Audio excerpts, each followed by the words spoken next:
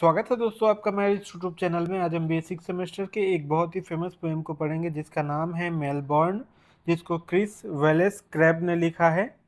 तो ये जो हमारा पोएम है मेलबॉर्न, यह मेलबॉर्न की सुंदरता और शांति को दर्शाता है और वहाँ पे रहने वाले लोगों के बारे में बतलाता है। तो आइए अब हम पहले इस पोएम के बैकग्राउंड को जान लेते हैं। ये जो हमारा पोएम है मेलबॉर्न, ये एक शहर है जो 1835 में फाउंड किया गया था। उसके बाद जब 1835 में इसको फाउंड किया गया था तो यह बियर ब्रास के नाम से जाना जाता था, लेकिन 1837 में इसका नाम बदलकर मेलबॉर्न रख दिया गया। वो भी किसके सम्मान में? विलियम लैम्ब के सम्मान में। उसके बाद 1850 आते आते यह शहर जो है लार्जेस्ट एंड वेल्दीएस्ट सिटी के नाम से जाना जाने लगा। तो अब हम इस पोएम को लाइन वाइज पढ़ते हैं। Not on the ocean on a muted bay. ये जो हमारा शहर है जिसका नाम है मेलबॉर्न, जो कि अपनी शांति और सुंदरता के नाम से जाना जाता है, यह किसी महासागर पर नहीं बसा हुआ है बल्कि ऑन अ म्यूटेड बे, बल्कि यह एक शांत घाटी में बसा हुआ है। Where the broad rays drift slowly over mud, जहां पर सूरज की विस्तृत किरणें, ब्रोड मतलब होता है विस्तृत, सूरज की विस्तृत किरणें ड्रिफ्ट मतलब बहती हैं, स्लोली ओवर मड यहाँ की मिट्टियों पर और यहाँ की पानियों पर। मतलब कहने का, यहाँ पर सूरज की विस्तृत किरणें यहाँ की मिट्टी और पानी पर बहती हुई देखी जा सकती हैं इस घाटी में। And flute flat head lol on sand, और यहाँ पर फ्लैट हेड एक प्रकार की फिश है जो लोल लोल मतलब होता है लेजी, सुस्त बालुओं पर देखी जा सकती है। मतलब यहाँ पर एक प्रकार की जो फ्लैट हेड फिश हैं वह सुस्त रूप से यहाँ के बालुओं पर देखी जा सकती हैं या फिर यहाँ के किनारों पर देखी जा सकती हैं। अ सिटी ब्लोट्स, अ सिटी ब्लोट्स का मतलब उभरा हुआ शहर। मतलब ये जो हमारा मेलबॉर्न शहर है, उभरा हुआ का मतलब स्थित है between the plains of water and of loom. Loom का मतलब होता है उर्वरक मिट्टी। ये जो हमारा शहर है मेलबॉर्न, यह पानी और उर्वरक मिट्टी के बीच में बसा हुआ है। आगे देखते हैं। इफ सर्फ बीट्स, सर्फ मतलब होता है लहरें। इफ सर्फ बीट, अगर यहाँ की लहरें या इस घाटी में जो पानी की लहरें होती हैं जब ये किनारों से टकराती हैं तो इट इज फेंट एंड फार अवे, तो यहाँ की लहरों का जो आवाज है वह इसी घाटी में ही रह जाता है, दूर तक नहीं जाता, जिससे कि इस घाटी की शांति बनी रहती है। इफ स्लोगन्स ब्लो अराउंड, और अगर यहाँ पर लोग नारा भी लगाते हैं या कोई प्रचार भी करते हैं इस शहर में, तो केवल वही प्रचार करते हैं वी स्टे एट होम, हम अपने घरों में ही रहते हैं। एंड लाइक द बे, और जिस तरीके से ये घाटी शांत है, आवर ब्लड फ्लो इजली, उसी तरीके से हमारे शरीर में ब्लड भी बहुत स्लो बहता है। कहने का मतलब जिस तरीके से ये घाटी शांत है उसी तरीके से यहाँ के लोगों का स्वभाव भी शांत है। नॉट वार्म, न तो ज्यादा गर्म स्वभाव के यहाँ के लोग हैं, नॉट कोल्ड, न ही ज्यादा कोल्ड या फिर ठंडे प्रकार का नेचर है लोगों का। मतलब इन ऑल थिंग्स मॉडरेट, मतलब यहाँ के लोगों का जो स्वभाव है वो एक समान है, न ज़्यादा वार्म है न ज़्यादा कोल्ड है। फॉलोइंग अवर फैमिलियर टाइड, और हम लोग यहाँ की सभी चीज़ों को भली भांति से जानते हैं। इल्सवेयर, और यहाँ पर कहीं कहीं पर विक्टिम्स आर ब्लीडिंग, लोगों को समस्याओं का सामना करना पड़ता है। सन्स इज बीटिंग डाउन, क्योंकि ऐसे लोग जो अपने घरों से बाहर निकलते हैं, जैसे पेट्रियट हो गए, देशभक्त हो गए, गोरिल्ला या फिर पुलिस हो गए, रिफ्यूजी या फिर शरणार्थी हो गए, ये इनको क्यों समस्याओं का सामना करना पड़ता है? क्योंकि ये अपने घरों से बाहर होते हैं। तो केवल यही ऐसे लोग हैं जिनको समस्याओं का सामना करना पड़ जाता है कभी कभी, नहीं तो ये जो हमारा शहर है मेलबॉर्न, ये बहुत ही शांत है और सुंदर है। उसके बाद हम लोग सेकेंड स्टेंजा को देखते हैं। We see the news reels when we dine in towns. और यहाँ के जो लोग हैं वो ज़्यादातर जानकारियों को इकट्ठा करना पसंद करते हैं और नई नई जानकारियों को खोजते हैं। तो इसलिए शाम के समय जब वो डिनर करते हैं तब वो न्यूज़ रील्स या फिर न्यूज़ देखते हैं या फिर न्यूज़पेपर्स को पढ़ते हैं ताकि वो जानकारियों को इकट्ठा कर सके। Ideas are grown in other gardens while. और वो जानना चाहते हैं कि दूसरों के विचार कैसे हैं या अपने विचार कैसे हैं। कहने का मतलब वह अपने विचारों को दूसरे के विचारों से साझा करना पसंद करते हैं।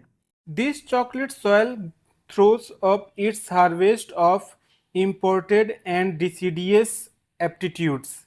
यहाँ की जो मिट्टी है, दिस चॉकलेट सॉयल का मतलब होता है यहाँ की जो उपजाऊ मिट्टी है, ठीक है, इससे जो भी पैदावार होता है उन सभी अस्थाई, डिसीडियस का मतलब होता है अस्थाई, प्लेटिट्यूड का मतलब होता है साधारण, ठीक है। तो जिसने भी अस्थाई साधारण चीजें उत्पन्न होती हैं या पैदावार होती हैं यहाँ पर इस मिट्टी से, उन सभी चीजों को आयात किया जाता है और सभी के दरवाजों तक इसे पहुंचाया जाता है, जिसके कारण none of them flowering badly और फॉर लॉन्ग, जिसके कारण सभी लोग यहाँ पर आसानी से अपना जीवन व्यतीत करते हैं, मतलब वो ज्यादा समस्याओं का सामना नहीं करते हैं।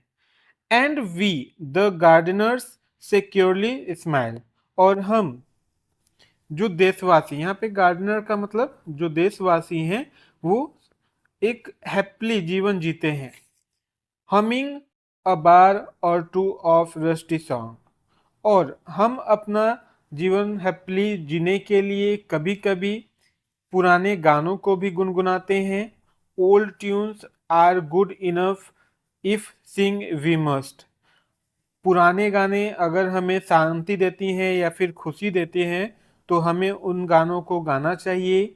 ओल्ड इमेज री वैम्प्ड एंड न्योसेन। और ये जो पुरानी तस्वीरें से अगर हम कुछ नई तस्वीरें बना सकते हैं या कुछ नया आकार दे सकते हैं तो हमें उससे करना चाहिए और उससे संतुष्ट होना चाहिए। नुसीम मतलब होता है संतुष्ट होना। उसके बाद लास्ट लाइन है will set the burgers I and keep him quite. यहाँ पे बर्गर्स मतलब होता है नगरवासी। यहाँ पर हमें नगरवासियों की आंखों में कीप हिम क्वाइट, शांति पहुंचानी चाहिए, ठीक है। तो यहाँ पे हमारा सेकेंड स्टेंजा खत्म होता है। पहले और दूसरे स्टेंजा में इस शहर की सुंदरता के बारे में और शांति के बारे में बताया गया है, लेकिन इस तीसरे स्टेंजा में कभी यहाँ की कुछ बुराइयों के बारे में बता रहे हैं जो कि बहुत समय बीतने के बाद अब यहाँ पर कुछ अच्छा नहीं बचा हुआ है, उसके बारे में बताते हैं।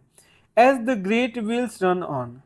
जैसे जैसे ये समय बीतता जा रहा है, एंड शुड ही सीक, वैसे वैसे अब यहाँ के लोग जो हैं कुछ नया करने के लिए या कुछ नए चीजों के बारे में बात करते हैं। वेराइटीज देयर्स विंड, वो यहाँ की हवाओं के बारे में बात करते हैं। देयर्स हीट, यहाँ की गर्मी के बारे में बात करते हैं। देयर फ्रस्ट, और यहाँ के कोहरों के बारे में बात करते हैं। To feed his conversation all the week, और यही बातें ये लोग हफ्तों तक करते रहते हैं, क्योंकि highways by highways the rumours less cars, क्योंकि अब यहाँ की पे चारों ओर, क्योंकि अब यहाँ पे चारों ओर हाईवेज बन चुके हैं जिस पर दया विहीन या फिर निर्दयी कारें दौड़ती दिखती हैं, जिसके कारण यहाँ का जो वातावरण है पूरी तरीके से पॉल्यूटेड हो चुका है, जिसके कारण अब ये जो शहर है वो अंदर ही अंदर घुटता हुआ है या फिर खत्म होता हुआ देखा जा सकता है। स्ट्रेंगल द सिटी, स्ट्रेंगल का मतलब होता है विकसित न करना। अब इस शहर में कोई भी ऐसा चीज नहीं है जो विकसित हो, क्योंकि अब चारों ओर केवल ट्रांसपोर्ट ही होता है, जिसके कारण से चारों ओर शहर में प्रदूषित वातावरण हो चुका है। Put it out of pain, और अब इस शहर को कोई भी इस दर्द से नहीं आग निकाल सकता, क्योंकि कोई भी अब इसके लिए इंटरेस्टेड ही नहीं है। It's limbs still kicking feebly on the hills. ये शहर का जो अंग है वह चारों ओर से अब इससे ठोकर ही लग रहा है, feebly ऑन द हिल्स, और यहाँ की जो पहाड़े हैं वो हिल रही हैं। कहने का मतलब कि यहाँ की अब जो पहाड़े हैं चारों ओर से यहाँ का जो हाईवे बन चुके हैं, जिसके कारण यहाँ पे कारें और ट्रांसपोर्ट होते रहते हैं, जिसके कारण यहाँ का जो शहर है अब शोरगुल से गूंजता है। ठीक है, उसके बाद नोबडी केयर्स। अब कोई भी इस शहर की अच्छाई के बारे में नहीं सोचता है, हर व्यक्ति यहाँ पर केवल अपना ही जीवन जीता जा रहा है। द आर्टिस्ट, और यहाँ के जो आर्टिस्ट हैं उनका जीवन और ज्यादा बेकार हो चुका है। सेल्स एट डान, सुबह के समय, डान का मतलब होता है वैसे गोधूली बेला, सूरज के निकलने से पहले का जो समय होता है उसी को कहते हैं। तो जैसे ही सुबह होता है यहाँ के जो कलाकार होते हैं फॉर ब्रिस्कर्स पोर्ट, वो जल्दी से बंदरगाहों पर जाते हैं और रोट इन पब्लिक बार्स, क्योंकि यहाँ पर अब कुछ भी प्राकृतिक या फिर प्राचीन सांस्कृतिक कोई भी ऐसी वो चीजें यहाँ पर उपस्थित नहीं है। मतलब कहने का अब वो सभी अच्छी चीजें खत्म हो चुकी हैं। दाउ मच हैज डाइड हियर, अब यहाँ पर ज्यादा चीजें खत्म हो चुकी हैं। लिटिल हैज बीन बर्न, और बहुत कम ही चीजें अब देखने को बची हुई हैं। ठीक है, तो यहाँ पर हमारा पोएम खत्म होता है। Okay bye.